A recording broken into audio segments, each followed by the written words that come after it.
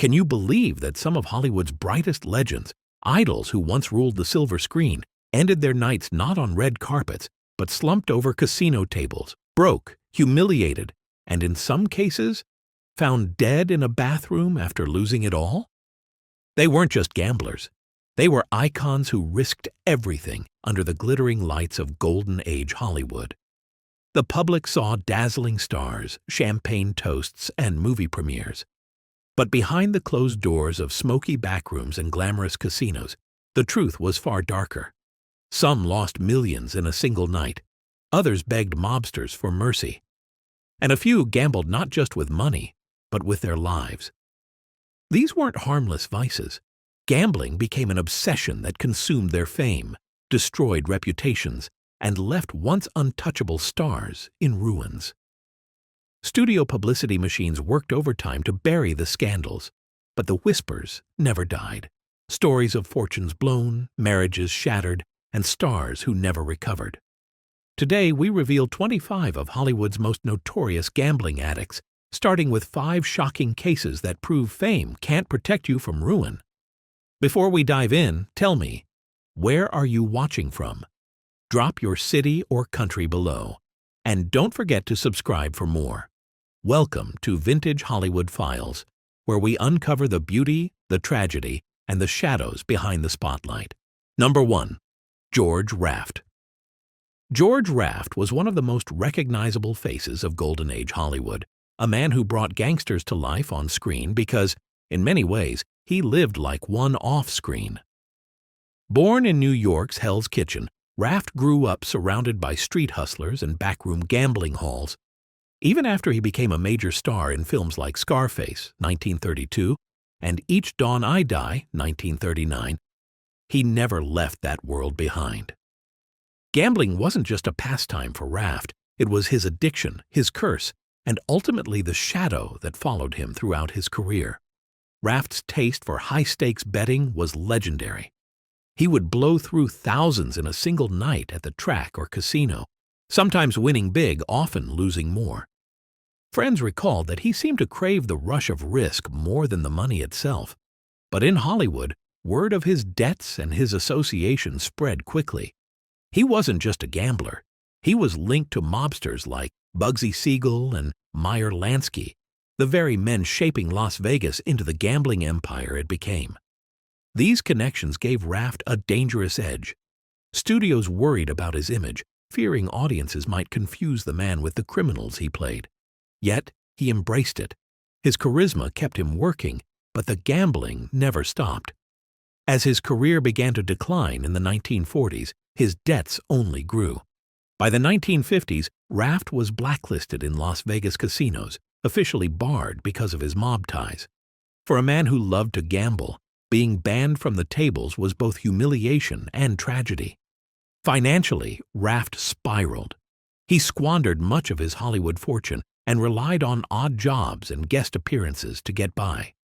Once a star who defined the gangster archetype, he ended his life with little more than fading fame and a reputation as one of Hollywood's most notorious gamblers. George Raft died in 1980 at 79, his career long gone and his fortune spent. To this day, his name evokes both the glamour of gangster cinema and the ruinous cost of addiction. Do you think George Raft was simply a victim of bad luck at the tables? Or did his dangerous taste for risk make his downfall inevitable? Number 2. Bugsy Siegel. Benjamin. Bugsy Siegel wasn't a Hollywood actor, but his shadow loomed large over Golden Age Hollywood. Charismatic, handsome, and dangerously charming, Siegel moved seamlessly between the world of organized crime and the glamorous circles of movie stars. He was a close associate of mob bosses Meyer Lansky and Lucky Luciano, but in Los Angeles he rubbed elbows with actors, directors, and studio executives. For many celebrities, gambling with Bugsy wasn't just a thrill, it was a ticket into the dangerous allure of the underworld. Siegel became infamous for his role in creating Las Vegas as we know it. He poured money into the Flamingo Hotel, envisioning it as a luxury casino that would lure both gamblers and Hollywood royalty into the desert. Stars like Clark Gable, Lana Turner, and George Raft his personal friend, were rumored to attend Bugsy's glamorous opening nights. But behind the neon lights was a darker reality. The flamingo bled money, and Bugsy's reckless spending made him enemies within the mob. Bugsy himself was a compulsive gambler. He lost fortunes at the very tables he helped build, his addiction feeding into the violent volatility that earned him his nickname. Associates described him as magnetic one moment and terrifyingly explosive the next, especially after losing big. For Siegel, gambling wasn't just entertainment. It was obsession, power, and ego all rolled into one. Hollywood loved his glamour but whispered about his brutality. He lived in a Beverly Hills mansion, partied with stars, and courted beautiful women, including actress Virginia Hill. But the same charm that won over Hollywood couldn't save him from mob justice. On June 20th, 1947, Bugsy Siegel was gunned down in Virginia Hill's Beverly Hills home, shot multiple times through a living room window while reading the newspaper. His death shocked Hollywood, proof that the glitzy world of stardom and the brutal world of organized crime had always been more entwined than people wanted to admit.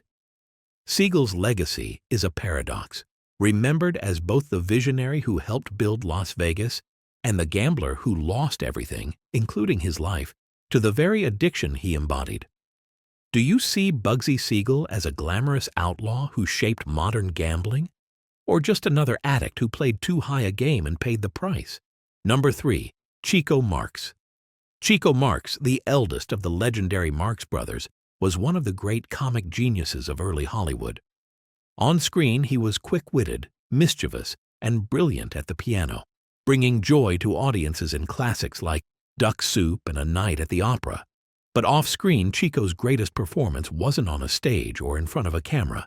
It was at the gambling tables, where he spent nearly every dollar he earned. Chico's addiction to gambling was infamous, even among his brothers. He wasn't content with the occasional poker game or a quiet night at the track. Chico lived for the thrill of the bet. Whether it was roulette, cards, or dice, he simply couldn't resist. He won plenty of times, but more often he lost, and his losses were staggering. Groucho Marx once joked, "Chico never met a dollar he couldn't gamble away." It wasn't just a quip, it was the sad truth. At the height of the Marx brothers' fame, Chico's gambling drained the group's finances. His constant debts forced the family to take on extra shows and films simply to cover what he owed. Mafia bookies and casino owners knew him well, and stories circulated of Chico pleading for extensions or borrowing from friends after disastrous nights. His addiction turned him from a beloved entertainer into a financial liability. By the 1940s, as the Marx Brothers films waned in popularity, Chico's gambling only grew worse. He was bailed out repeatedly by Groucho and Harpo, but even their success couldn't keep pace with his losses. In his later years, he tried smaller stage acts to pay his debts, but the money vanished as quickly as it came. Chico Marx died in 1961 at 74, remembered as a comedy icon, but also as a man undone by his own compulsions. His genius at the piano and his comedic timing still sparkle, but behind that brilliance lies the tragic truth. Chico gambled away not just his money, but much of the security his family had worked so hard to achieve. Do you think Chico Marx's gambling was just part of his reckless charm? Or did it cast a permanent shadow over his legacy as one of comedy's greats? Number 4. Oscar Levant. Oscar Levant was one of the sharpest minds and most unforgettable personalities of Golden Age Hollywood.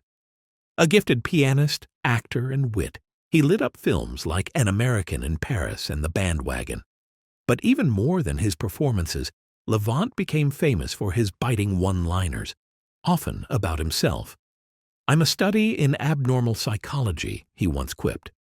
Beneath the jokes lay a man battling crippling demons, anxiety, depression, prescription drugs, and a relentless gambling addiction. For Levant, gambling wasn't entertainment, it was compulsion. He would spend long nights at the card tables or racetracks, wagering away money he didn't have. His gambling debts became so notorious that friends would whisper about how he'd gamble his fee from a performance before he even finished playing. Like many of his addictions, gambling fed into his self-destructive streak. Levant seemed to know he was spiraling, but he cloaked the pain in sarcasm.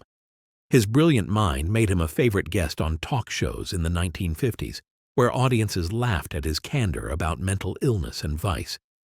Yet behind the laughter, his life was collapsing. Pills dulled his senses, alcohol clouded his judgment, and gambling drained his finances. His wife and friends often had to rescue him, paying off debts or checking him into psychiatric clinics. By the 1960s, Levant's health and career were in steep decline. His gambling, combined with substance abuse, left him financially unstable and physically frail. Still, he remained oddly honest about his flaws, once admitting on television, "I once played a concert drunk, and the critics said I'd never played better." When he died in 1972 at 65, Oscar Levant was remembered as both a comic genius and a tragic figure. His legacy is bittersweet. A man whose brilliance delighted millions, but whose addictions, especially gambling, kept him chained to his own misery. Levant's downfall is a reminder that even the wittiest mask cannot hide the devastation of addiction. Behind every clever remark was a cry for help that Hollywood never really answered. Do you think Oscar Levant's candor about his demons helped destigmatize addiction? Or was it Hollywood's way of laughing off a tragedy unfolding in plain sight? Number 5. Frank Sinatra. Frank Sinatra was the very symbol of cool in Golden Age Hollywood. With his velvet voice, piercing blue eyes, and effortless charm, he conquered music, film, and television. To the public, he was untouchable, an Oscar-winning actor, Grammy-winning singer, and the leader of the Rat Pack, the group that defined Las Vegas glamour. But behind the tuxedos and martinis was a darker obsession. Sinatra was deeply tied to casinos, high-stakes gambling, and the dangerous figures who controlled them. Sinatra loved the thrill of the casino floor. Friends and biographers recalled nights where he would win or lose staggering sums in hours. He wasn't just a player, he was part of the scene. Las Vegas was his kingdom, and he ruled it with style. Yet his gambling habits drew him into close contact with mafia figures like Sam Giancana and Lucky Luciano, men whose shadows loomed over the casinos Sinatra frequented. For years, the FBI tracked his movements, noting his friendships with mob bosses who used gambling to launder millions. The press whispered about Sinatra's temper when he lost at the tables, about debts settled with favors instead of cash. Studios worried his off-screen associations would damage his image, but his star power kept him untouchable. Even when the Nevada Gaming Commission stripped his casino license in the 1960s over mob ties, Sinatra's legend endured. His gambling, however, was more than business or leisure. It was an addiction. He chased the rush, the same way he chased applause on stage. Some nights he left the tables with fortunes, other nights with nothing but anger and shame. His closest friends admitted that the casino lifestyle wore him down, feeding his notorious mood swings. When Sinatra died in 1998, the world mourned the loss of a cultural icon. But the whispers of his gambling, his mob ties, and his darker habits remained part of his complicated legacy. Sinatra wasn't destroyed by gambling in the way others were. But his life is a reminder that even legends who seem invincible can be consumed by the shadows of addiction. Do you think Sinatra's gambling was just part of his Rat Pack image? Or did it tarnish the legacy of one of Hollywood's greatest entertainers? And there you have it, the untold stories of 5 larger-than-life figures of Golden Age Hollywood whose glittering lives were devoured by the roll of dice and the spin of the wheel. George Raft, who blurred the line between gangster roles and real mob ties. Bugsy Siegel, the man who dreamed up Las Vegas and paid with his life. Chico Marx, a comedy genius who gambled away nearly everything his family built.